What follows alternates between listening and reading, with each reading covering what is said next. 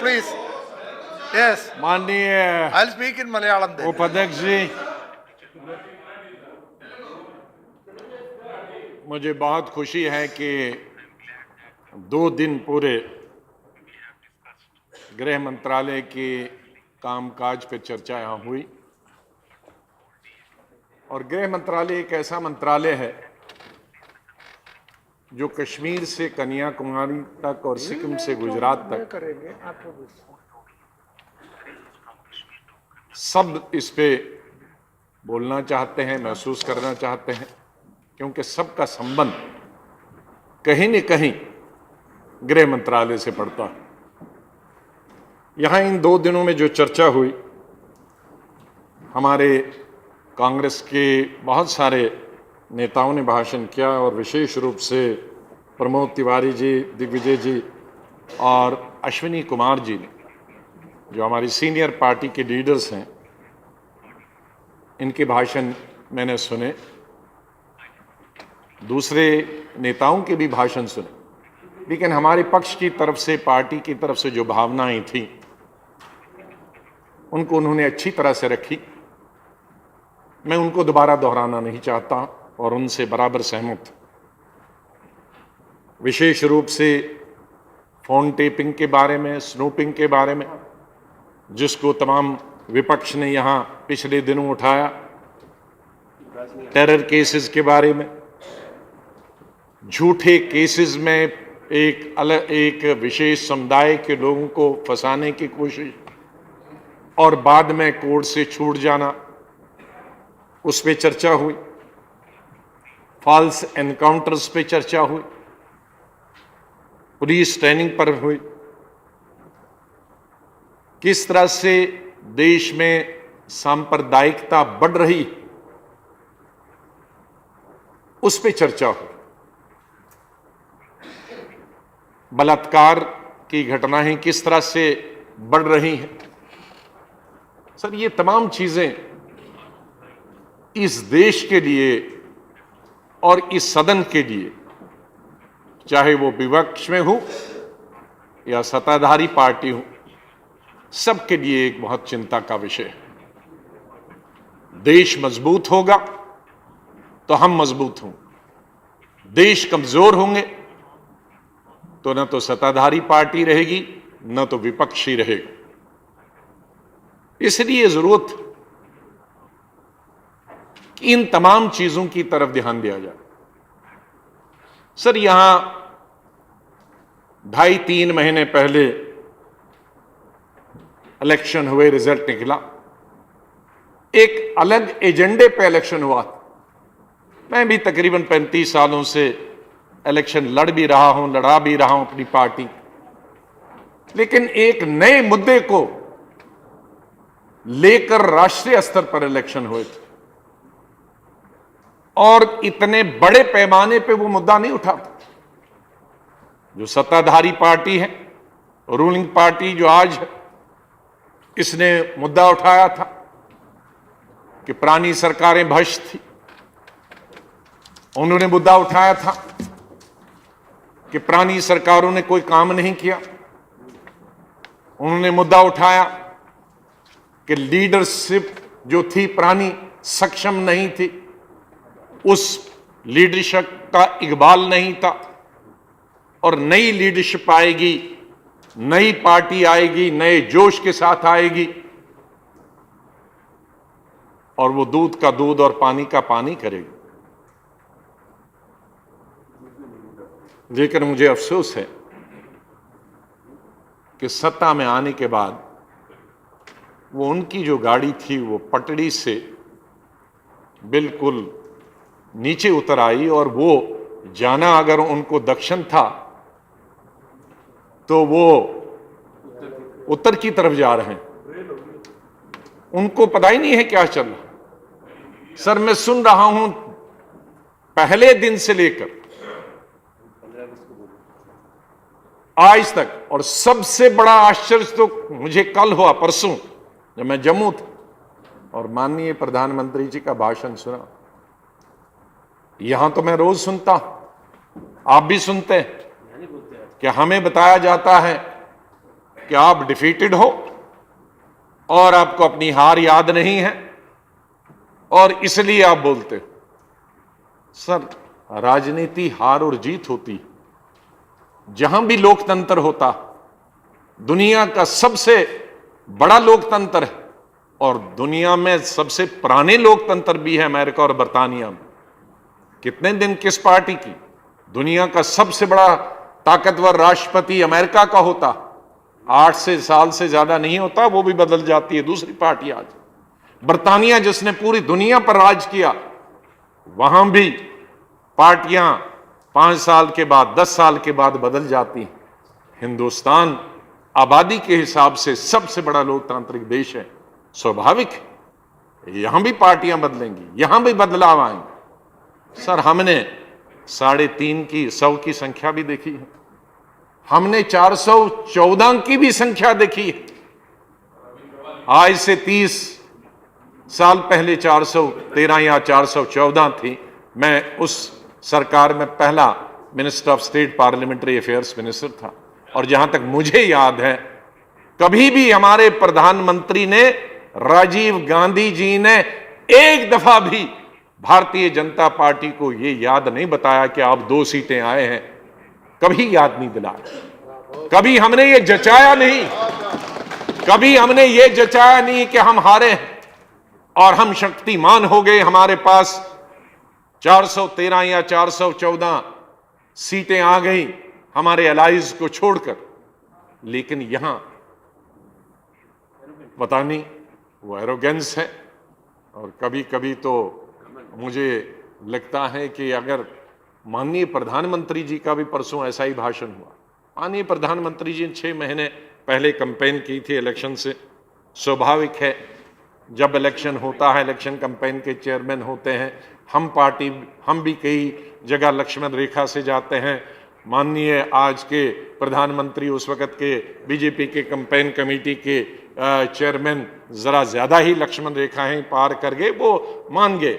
लेकिन प्रधानमंत्री के बाद वो भारतीय जनता पार्टी के प्रधानमंत्री ने हैं, भारत के 125 करोड़ की जनता के प्रधानमंत्री हैं। वो कश्मीरियों के भी प्रधानमंत्री हैं, वो तमिल लोगों के भी प्रधानमंत्री हैं, वो सिक्किम के भी प्रधानमंत्री हैं और वो अरुणाचल, असम के भी महामंत्री हैं, केरल के भी हैं और उत्तर, दक्षिण, पूर्व, पश्चिम सबके प्रधानमंत्री। वो हिंदू के भी प्रधानमंत्री हैं, मुसलमानों के भी, सिख, ईसाई, बुद्ध, जैनों के भी प्रधानमंत्री हैं। वो किसी एक विशेष पार्टी के प्रधानमंत्री नहीं। माननीय नास्तिक जैसे हमारे बहुत अच्छा लगा आज सुनकर आत्मा और परमात्मा के बीच के संबंध हमारे सीपीएम के लीडर से सुनकर बहुत अच्छा लगा कि कुछ थोड़ा हम लोगों के बीच में आ रहे हैं, कुछ नजदीक आ रहे हैं। माननीय उप चेयरमैन साहब, हमारे देश में लोगों के धर्म, लेकिन हमारी सरकार का धर्म नहीं। हमारा रिलीजन, हमारी सरकार का कोई रिलीजन, माननीय गृह मंत्री जी का रिलीजन है, मेरा रिलीजन, बहुत सारे हमारे भाइयों का अलग अलग रिलीजन है, लेकिन हमारी सरकार का कोई रिलीजन नहीं है, हमारी सरकार का कोई धर्म नहीं है, चाहे हम सरकार में हैं या हमारे गृह मंत्री जी सरकार। वो इसलिए सरकार का धर्म नहीं है कि सरकार बिल्कुल सभी धर्मों के लिए है। अगर धर्म के लिए के आधार पर हम अन्याय बांटेंगे तो फिर इंसाफ नहीं होगा। माननीय वाइस चेयरमैन साहब, मैंने इसीलिए कहा कि मैं वो तमाम चीजें नहीं उठाऊंगा जो हमारे साथियों ने उठाई। मैं एजेंडा देख रहा हूं, वो एजेंडा तो चल रहा था इलेक्शन के बीच में, लेकिन मैं सोच रहा था कि वो एजेंडा इलेक्शन के साथ खत्म हुआ। इलेक्शन के बीच में कैंपेन चल रही थी, कांग्रेस मुक्त भारत, इंडिया को मुक्त करना है कांग्रेस पार्टी से। और परसों यही भाषण हमारे नव निर्वाचित अध्यक्ष भारतीय जनता पार्टी के और माननीय प्रधानमंत्री जी की मौजूदगी में किया। तो लगता है कि एजेंडा अभी बदला नहीं। अपोजिशन में वही एजेंडा था और सरकार में एजेंडा बराबर है। माननीय उपाध्यक्ष जी, मैं कहता हूं कि कांग्रेस मुक्त भारत क्या हुआ? कांग्रेस किसी एक व्यक्ति का नाम नहीं, कांग्रेस भारत का इतिहास है। इतिहास को आप निकाल कैसे सकते हैं? क्या आप महात्मा गांधी को हिंदुस्तान से निकालेंगे? क्या आप सुभाष चंद्र बोस को हिंदुस्तान से निकालेंगे? उसकी याद निकालेंगे? क्या सरदार पटेल को निकालेंगे? तिलक को निकालेंगे?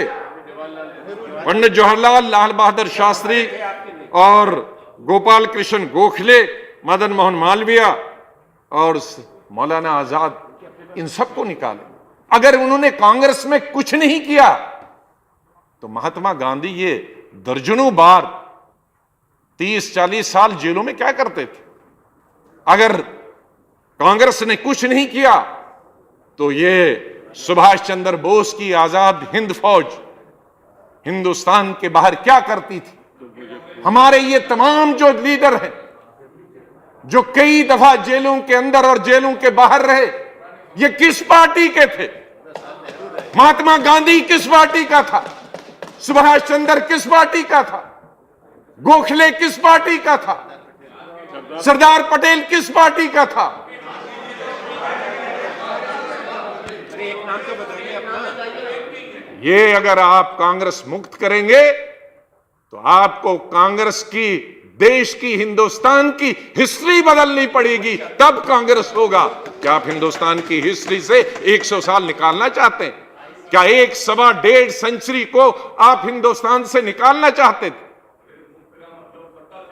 तो ये एजेंडा, सुनो भाई, बैठ जाओ।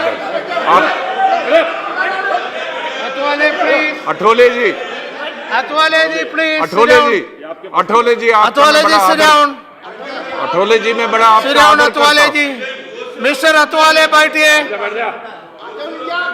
No, it is not going on record. अठोले ji, He is not yielding. Sit down. अरे आपको It is not going on record. LOP is not yielding. बाबा साहब, मैं बाबा साहब अंबेडकर पर आता हूं। इस देश का Bapu, the father of the nation, Congress का लीडर था। इस देश का कॉन्स्टिट्यूशन जिसने हमको बिठाया, वो कांग्रेस की सरकार में पहला कानून मंत्री था। अगर कांग्रेस नहीं थी तो ला मंत्री कहां से होते? ला मंत्री नहीं होते तो कॉन्स्टिट्यूशन हिंदुस्तान का कहां से होता? तो आज ये कॉन्स्टिट्यूशन का निर्माता भी उसी कांग्रेस की सरकार के प्रधानमंत्री का नियुक्त किया हुआ लॉ मिनिस्टर था, कानून मिनिस्टर था। किस दुनिया की बात करते हैं? क्या आप अपने संविधान पे विश्वास नहीं करते हैं? क्या अपने फादर ऑफ द नेशन पे विश्वास नहीं करते हैं? उस पूरे चैप्टर को आप हिंदुस्तान की तारीख से, हिंदुस्तान के इतिहास से, हिंदुस्तान की हिस्ट्री से निकालना चाहते हैं। आज आपने कहा कि हिंदुस्तान कांग्रेस मुक्त चाहे, कल आपको बीएसपी और समाजवादी मुक्त यूपी चाहिए, परसों आपको टीएमसी और सीपीआई-एम और सीपीआई मुक्त बंगाल चाहिए, परसों आपको उड़ीसा जो आपके साथी हैं उनका भी मुक्त पार्टी चाहिए, आपको डीएमके और एआईडीएमके मुक्त तमिलनाडु चाहिए, आपको हर पार्टी मुक्त चाहिए। मेरी समझ में नहीं आता कि पार्टी की कितनी भूख भी हो सकती, एक सीमा तक पार्टी की भूख हो सकती। पार्टी बनाने के लिए बहुत कुर्बानी देना पड़ती है, बहुत कुर्बानी देना पड़ती है। पार्टी जितना बढ़ाएंगे उतनी ही कुर्बानी भी देना पड़ेगी। ये देश जितना बड़ा, मैं हमारे साथी का नाम, हमारे साथी का शब्द इस्तेमाल नहीं करूंगा, विचित्र, लेकिन ये इतना बड़ा देश है हमारा, विशाल देश है। यहां हर जाति के, हर धर्मों के, हर विचारधारा के लोग रहते हैं। बड़ा सेंसिटिव देश। यहां नॉर्थ ईस्ट के हमारे जो ट्राइबल लोग, एक एक स्टेट में 20-20, 25-25, अरुणाचल प्रदेश के हमारे यहां राज्य गृह मंत्री हैं, इनके शायद मुझे याद नहीं, जब मैं राज्य मंत्री था गृह मंत्रालय आज से 28 साल पहले, तब का मुझे याद है, शायद 16 या 22 आपके ट्राइब है, 16 so I still remember 28 years back. तो आपके 16 और इसी तरह से नागालैंड के 20 या 22 ट्राइब्स हैं। इनकी अपना एक सिस्टम है सरकार चलाने का। कश्मीर एक अलग सेंसिटिव जगह, वो इसका एक अलग अलग तरीका है। आज जब से ये सरकार बनी है, जम्मू कश्मीर में +40 बीजेपी का एजेंडा, नॉर्थ ईस्ट में प्लस और कुछ, और अरुणाचल में और कुछ प्लस। क्या हम दुनिया जीतने की दौड़ में लगे हैं? मैं माननीय भारतीय जनता पार्टी के लीडरों से बताना चाहता हूं कि काइजर विल्हम बनने की कोशिश न करेंगे। जर्मनी के एम्परर थे 100 साल पहले, और इसी 1 अगस्त के महीने में 1914 में, and to be precise, very precise, 4 अगस्त 1914 में 100 साल पहले जर्मन के एम्परर काइजर विल्हम ने, उनकी भूख बढ़ गई।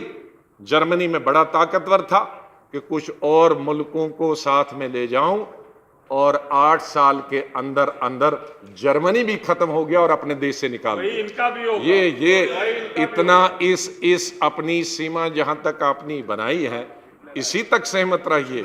आप नॉर्थ ईस्ट में जाने की कोशिश करेंगे, आप कश्मीर में जाना करेंगे, ये फेयर और अनफेयर मीन्स से आप अगर हिंदुस्तान के हर रीजन में अपना झंडा लहराने की कोशिश करेंगे, तो वो ताकत के बलबूते पे अगर आप करेंगे, तो मैं समझता हूं कि वो आप आग से खेल रहे हैं, ये हिंदुस्तान की एकता के बिल्कुल खिलाफ। माननीय गृह मंत्री जी, विशेष रूप से फिर बताना चाहूंगा कि कांग्रेस ने कुर्बानियां भी दी हैं इन राज्यों को अपने साथ रखने के लिए। 1975 में कांग्रेस का पूर्ण बहुमत, 2/3 अक्सरियत, यहां नेशनल कॉन्फ्रेंस के हमारे शफी उड़ी साहब मौजूद, कांग्रेस को पूरा बहुमत, मीर कासिम बहुमत नहीं था, 2/3 मेजॉरिटी थी। नेशनल कॉन्फ्रेंस का एक भी एमएलए नहीं था, लेकिन नेशनल कॉन्फ्रेंस के सबसे बड़े लीडर, और जो देश के सबसे बड़े लीडरों में उनका नाम गिना जाता है, शेख मोहम्मद अब्दुल्ला,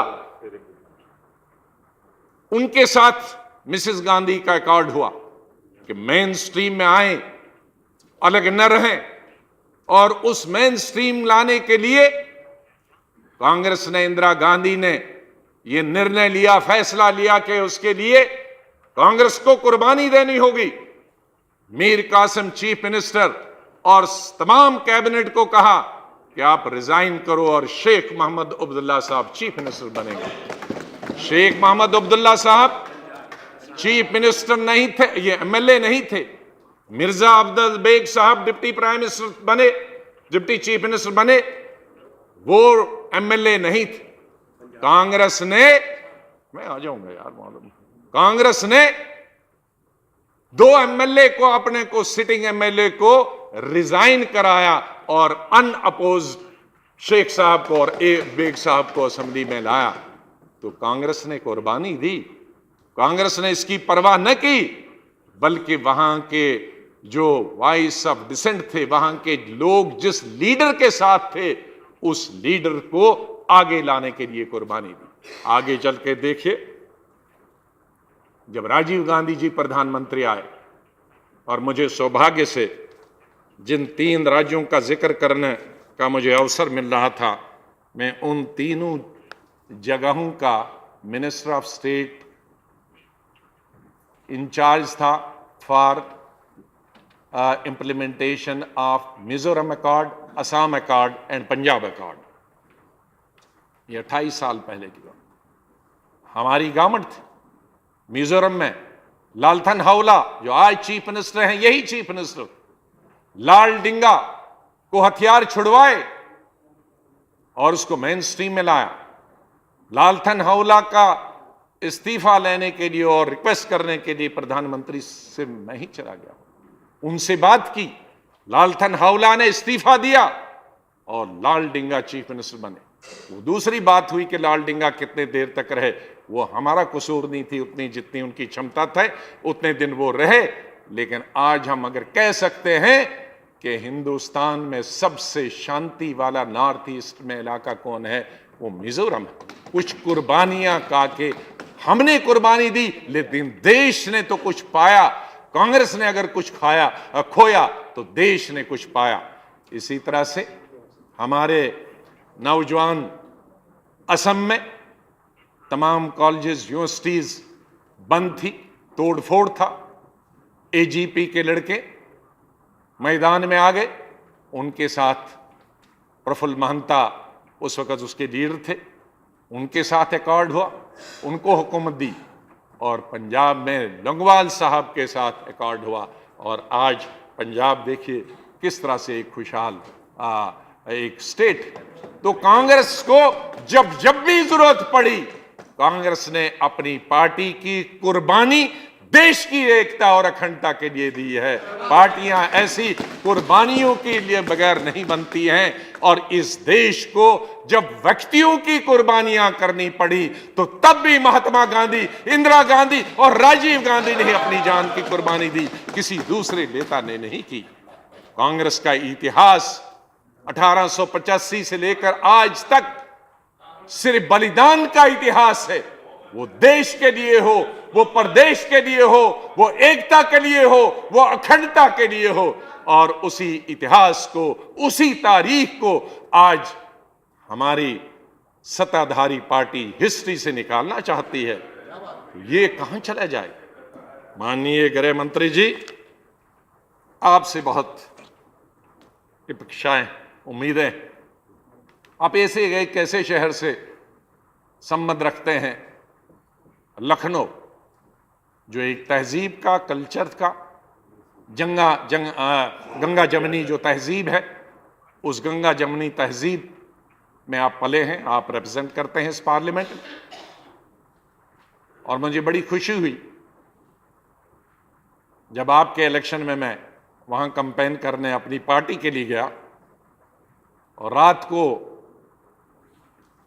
9 बजे कुछ मुस्लिम महिलाओं में वहाँ जो मोहल्ले थे उनमें चला गया था कैंपेन करने। और उन मुस्लिम मोहल्लों में आपकी पत्नी मुस्लिम मोहल्लों से निकली और वहाँ कैंपेन कर रही थी। और मुझे हमारे एक इसी सदन के एमपी, महिला एमपी ने उनसे मिलाया और कहा कि हम यहाँ कैंपेन कर रहे हैं। तो उससे मुझे ये तो बात खुशी हुई कि कम से कम आपका इतना रिश्ता तो है कि आप उनके बीच में कैंपेन कर सकते हैं। इसलिए आप पर जिम्मेदारी। और बहुत सारे हमारे भारतीय जनता पार्टी के लीडर शायद उस वातावरण में, उस माहौल में, उस गंगा जमनी तहजीब में नहीं पले हैं जो भारत की तहजीब, जिसका बड़े अच्छे शब्दों में हमारे सीपीएम के लीडर येचूरी साहब ने डिस्क्राइब किया। मैं उनको बहुत बहुत बधाई देता हूं।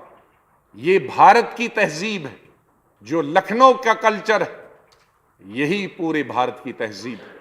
हमारी ताकत, हमारे भारत की शक्ति, हमारे ये पहाड़, दरिया, झरने नहीं, हमारे भारत की ताकत और शक्ति ये 125 करोड़ आबादी नहीं।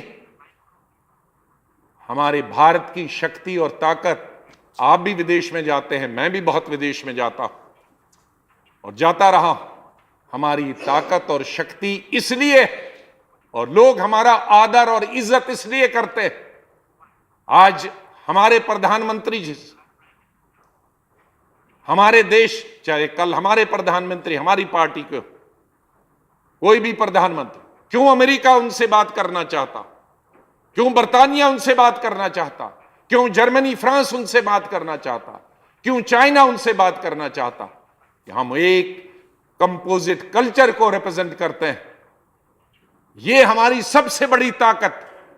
हमारी ताकत इस देश की हिंदू, मुस्लिम, सिख, ईसाई, बौद्ध, जैन ताकत, ये हमारे जो 125 करोड़ आबादी की जो बड़ी इमारत खड़ी है, क्योंकि इसकी जो जड़ें हैं, इसकी जमीन में, इसकी नींव जो है, बुनियाद जो है, फाउंडेशन जो है मजबूत। कुछ लोग जो जल्दी में है उस फाउंडेशन को कमजोर करके इमारत बनाना चाहते हैं, बिल्डिंग बनाना चाहते हैं। फाउंडेशन अगर मजबूत होगी, बुनियाद मजबूत होगी, तो उस पे आप 40 मंजिल 50 मंजिल बुनियाद बिल्डिंग बना सकते हैं। लेकिन अगर उसकी जड़ें नहीं होगी, बुनियाद नहीं होगी, फाउंडेशन नहीं होगी, तो एक माले की बिल्डिंग, एक मंजिल की बिल्डिंग, एक 2 मंजिल की बिल्डिंग भी गिर सकती है। मेरा अनुरोध होगा माननीय गृह मंत्री जी से, क्योंकि आपको कैप्टन भी से भी पुकारा गया है, मैन ऑफ द मैच नहीं, मैन ऑफ द मैच कोई है, लेकिन मुझे खतरा है अगर वो कैप्टन भी वही है और मैन ऑफ द मैच ही है, खतरा तो वहां से आपसे कोई खतरा नहीं है। इसलिए जो आपकी पुरानी कैप्टनशिप है उसको जरा बहाल रखिए, उससे जरा हटिए नहीं, तो आपकी गृह मंत्रालय में जो कैप्टनशिप है वो उसी तरह बरकरार रहे। यहां भी आप कैप्टनशिप करिए और अपनी कौन जो खिलाड़ी है आना चाहता है बीच में, उसको मत आने दीजिए, वहां कैप्टन का इस्तेमाल कीजिए, तो तब हम खुश हो जाएंगे। इन्हीं शब्दों के साथ मैं आपसे यही अपेक्षा करूंगा कि इस देश में हर धर्म के, हर जाति के, हर मजहब के लोग सुरक्षित रहें और अपने आप को महसूस करें कि वो भारतीय हैं और उन्हें भारत पर हमेशा गौरव था, आज भी गौरव है और गौरव हमेशा रहेगा। यही हमारी बड़ी ताकत है और इसकी तरफ आपको सबसे बड़ा ध्यान देना होगा। धन्यवाद।